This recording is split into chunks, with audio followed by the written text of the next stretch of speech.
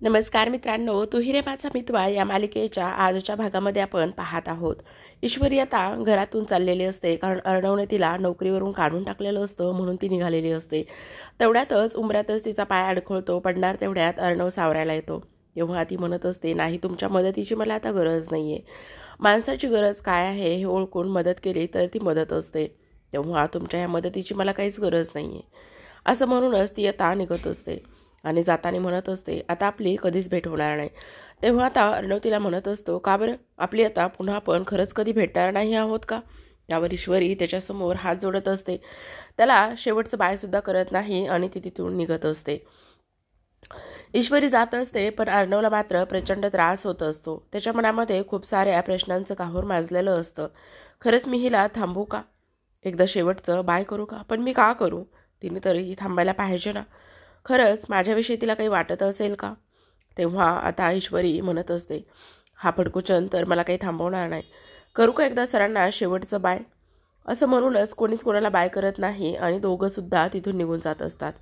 इकडे मात्र लावण्या बेडवरती पडलेली असते, रडत असते आणि अर्णवने तिच्यासोबत कसं बिहेव केलेलं आहे हे सगळं काही तिला आठवत असतं. तिने अर्णवला प्रपोज केलं होतं आणि अर्णवने तिचा त्या प्रपोजलचा कसा इन्सल्ट केला त्यामुळे ती दुःखी झालेली असते. तेवढ्यातच तिला वल्लरीचा फोन येतो. हां मामी, बोला. गुड न्यूज आहे बघ, गुड न्यूज, असं म्हणून त्या खूपच उत्साहात बोलत असतात. काय गुड न्यूज असणार आहे? आता काय ती ईश्वरी घर सोडून गेली का? तिला बाहेर काढलं? अगदी परफेक्ट गेस केलंस बघ तू. अगदी तसंच झालेलं आहे. ईश्वरीला अर्णवने नोकरीवरून काढून टाकलेलं आहे. काय? खरंच ही किती आनंदाची गोष्ट आहे मामी.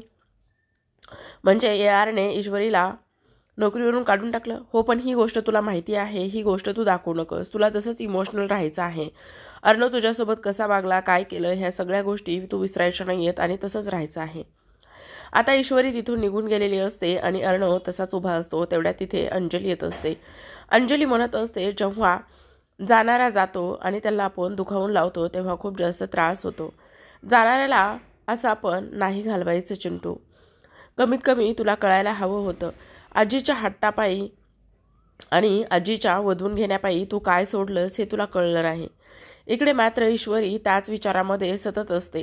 तिचा तोच विचार आता तिला कधी घरापर्यंत नेऊन पोहोचवतो ते सुद्धा समजत नसतं. ती त्या विचारामध्ये अशी असते, आता मला नोकरीवरून काढून टाकलेलं आहे, मी काय करू? आत्याचं कर्ज फेडायचं आहे, त्यासोबतच ह्या सगळ्या गोष्टी झालेल्या आहेत आणि तिला अर्णवनी कशा पद्धतीने नोकरीवरून काढून टाकलं हे सुद्धा आठवत असतं. ते म्हणजेच की ह्या एका महिन्याची सॅलरी तर देईनच, पण पुढच्या महिन्याची सुद्धा सॅलरी तुझ्या अकाउंटला क्रेडिट होईल, हे सगळं काही तो बोलत असतो. तर इकडे दुसऱ्या बाजूला अर्णवसुद्धा खूपच ईश्वरीच्या आठवणीत असतो. त्याला सुद्धा आठवत असतं की खरंच मी खूप चुकीचा वागलोय का? त्या आजीमुळं आणि त्यासोबतच लावण्यामुळे मी तिला ऑन दी स्पॉट नोकरीवरून काढायला नको होतं का? हे सगळं काही त्याला आठवत असतं. तर आता इकडे दुसऱ्या बाजूला राजेशची नेहमीची स्टाईल सुरू असते, ती म्हणजेच की ईश्वरीच्या आईसमोर चांगुलपणाचं नाटक दाखवायचं. पण जेव्हा याचा जो काही खरा चेहरा आहे तेव्हा सर्वांसमोर येईल तेव्हा मात्र सळो की पळो याला होणार असतं. आता ईश्वरी लवकरच घरी पोहोचलेली असते, त्यामुळे तिची आई तिला विचारत असते, का गं आज लवकरच तू घरी कशी? तेव्हा आता मी ती नोकरी सोडली, म्हणजे आता आजींना माझी गरज नाही आहे. अर्णव सरांनी मला नोकरीवरून काढून टाकलेलं आहे.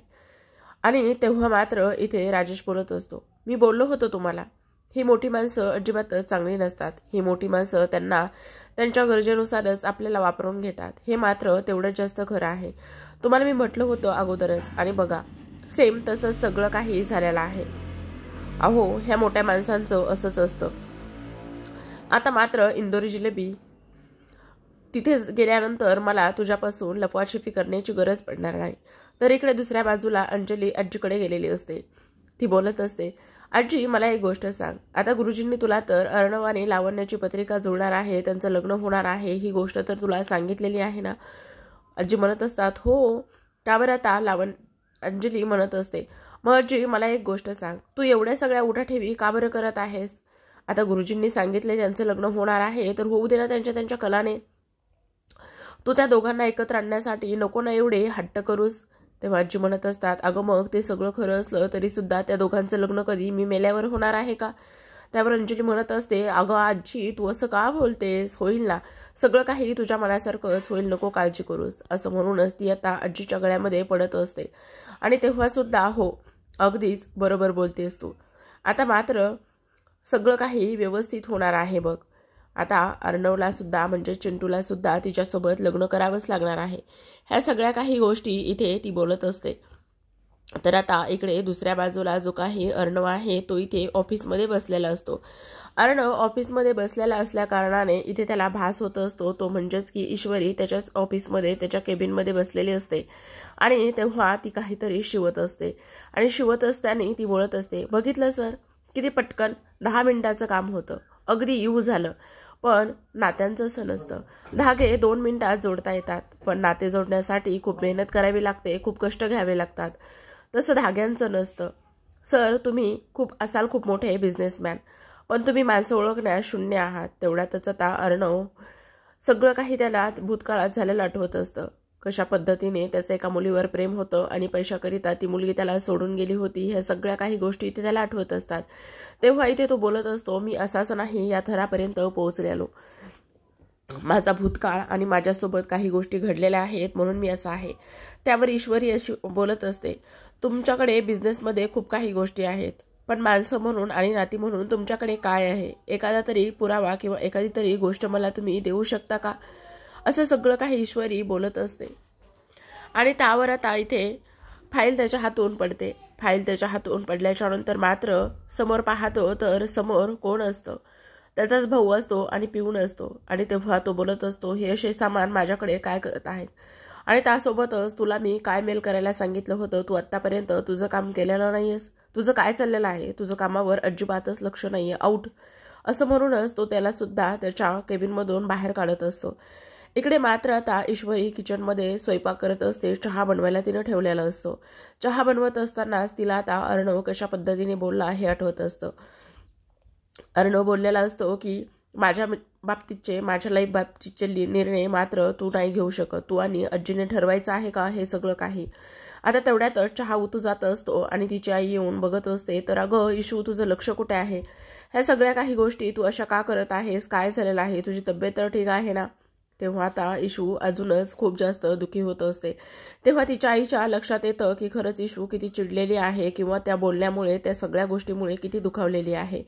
आता मात्र इशू म्हणत असते, नाही, काल ज्या पद्धतीने अर्णव सर माझ्यासोबत बोलत होते त्या पद्धतीने मला असं वाटतंय की नक्कीच काहीतरी खूप मोठी गोष्ट आहे. मला खरंच खूप वाईट वाटत आहे. आता मात्र ती आईच्या गळ्यामध्ये पडूनच रडायला सुरुवात करत असते. तर आता प्रेक्षकांनो तिच्या आईला तिला सावरून घ्यायचं असतं, समजावून घ्यायचं असतं. म्हणूनच तिच्या आईचे सुद्धा प्रयत्न सुरू असतात. खरंच ईश्वरी किती दुखावलेली आहे, मला आता तिच्यासाठी काही करावंच लागणार आहे असं त्यांनी ठरवलेलं असतं. तर आता प्रेक्षकांनो पुढील भाग पाहूयात. खूपच सुंदर आणि इंटरेस्टिंग असं झालेला आहे. आकाश हा आता अर्णवला समजावून सांगत असतो. तो म्हणत असतो, तू भलेही कितीही मोठ्या मोठ्या बिझनेस डील क्रॅक केलेला असशील, तू कितीही मोठा बिझनेसमॅन, पण नात्यांच्या बाबतीत तू झिरो आहे, झिरो. सांग मला असं एखादं तरी नातं सांग जे तू स्वतःहून तुझ्याकडे आलेलं आहे, नाही ना? इकडे मात्र ईश्वरीची नोकरी गेल्यामुळे ती थोडीशी अपसेट असते. आणि तेव्हा आता राकेश म्हणत असतो, तुम्ही नका काळजी करू, नोकरी मिळवून देण्याचं काम मी करतो, त्यामुळे तुम्ही निश्चिंत राहा. तेव्हा ती बोलत असते, नाही नाही, तुम्ही उगाचच कशाला काळजी करता आणि माझ्यासाठी कशाला उगाचच त्रास सहन करून घेता. त्यावर तो बोलत असतो, अहो आपल्या माणसांसाठी कशाला त्रास आणि काय करावं लागतं, तुम्ही तर माझ्या किती जवळच्या. असं म्हणता क्षणी ईश्वरी मात्र त्याच्याकडे आवासून आणि डोळे मोठे करूनच पाहत असते. नेमका हा कशाबद्दल आणि का बोलत आहे असं हे तिला कळत नसतं.